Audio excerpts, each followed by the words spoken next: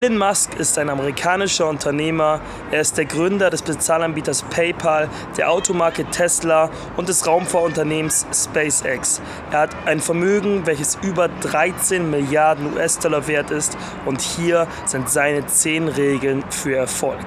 That third failure in a row, did you think, I need to pack this in? Never. Why not? I don't ever give up. I'd have to be dead or completely incapacitated. Really liking what you do, whatever area that you get into, given that even if you're the best, there's always a chance of failure. So I think it's important that you really like whatever you're doing. If you don't like it, life is too short. If you like what you're doing, you think about it even when you're not working. I mean, it's something that your mind is drawn to, and if you don't like it, you just really can't make it work, I think.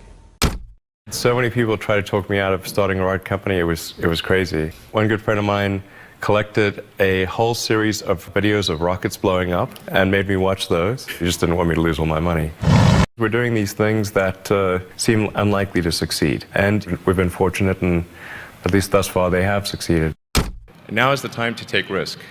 You don't have kids. As you get older, your obligations increase. So and once you have a family, you start taking risk not just for yourself, but for your family as well. It gets much harder to do things that might not work out.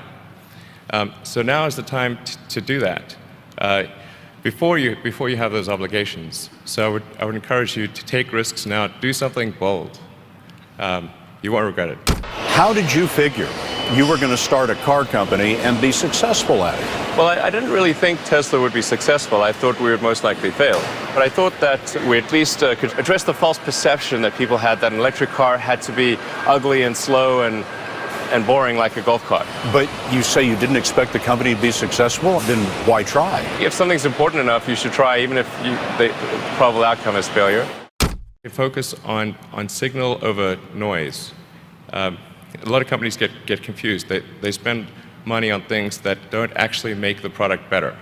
For example, at Tesla, we've never spent any money on advertising. We put all of the money into R&D and manufacturing and design to try to make the car as good as possible. I think that's the way to go.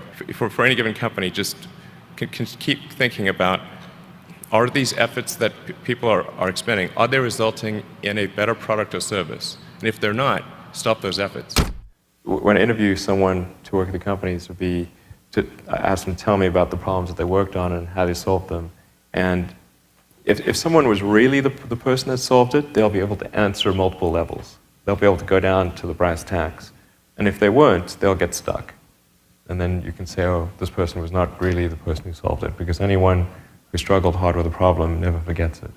If you're creating a company or if you're joining a company, the most important thing is to attract great people. So either join a group that's amazing, that you really respect, or if you're building a company, you've got to gather great people. I mean, all a company is a group of people that have gathered together to create a product or service. And so depending upon how talented and hardworking that group is, and the degree to which they are focused cohesively in a good direction, that will determine the success of the company. So do everything you can to gather great people if you're creating a company. You've got to make sure that whatever you're doing is a great product or service. It has to be really great. And I go back to what I was saying earlier, where if you're a new company, I mean, unless it's like some new industry or new market that, if it's an untapped market, then you have more ability to,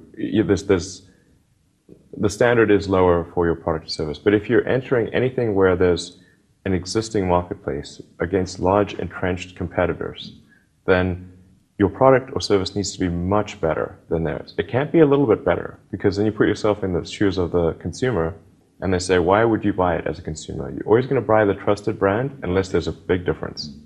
So a lot of times, entrepreneur will come up with something which is only slightly better. And it can't just be slightly better. It's got to be a lot better. Depending upon how well you want to do, and particularly if you're starting a company, you need to work super hard. So what does super hard mean? Well, when my brother and I were starting our first company, instead of getting an apartment, we just rented a small office and we slept on the couch.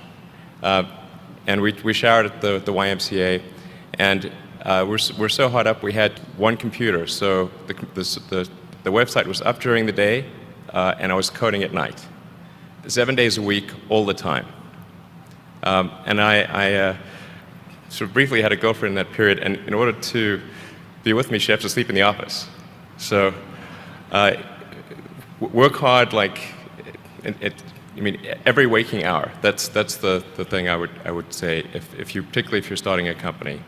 And I mean, if you do simple math, say like, okay, if somebody else is working 50 hours and you're working 100, you'll get twice as much done in the course of a year as the other company. Okay, ich hoffe, dieses Video hat dir gefallen. Wenn dem so ist, tu mir einen Gefallen und gib diesem Video einen Daumen hoch bzw. like das Video. Und wenn du weitere solcher Videos von mir haben möchtest, dann abonniere jetzt meinen YouTube-Channel bzw. like meine Facebook-Page und du hältst garantiert in kürzester Zeit weitere solcher Videos. Ich wünsche dir einen wunderschönen Tag. Bis zum nächsten Video. Ciao.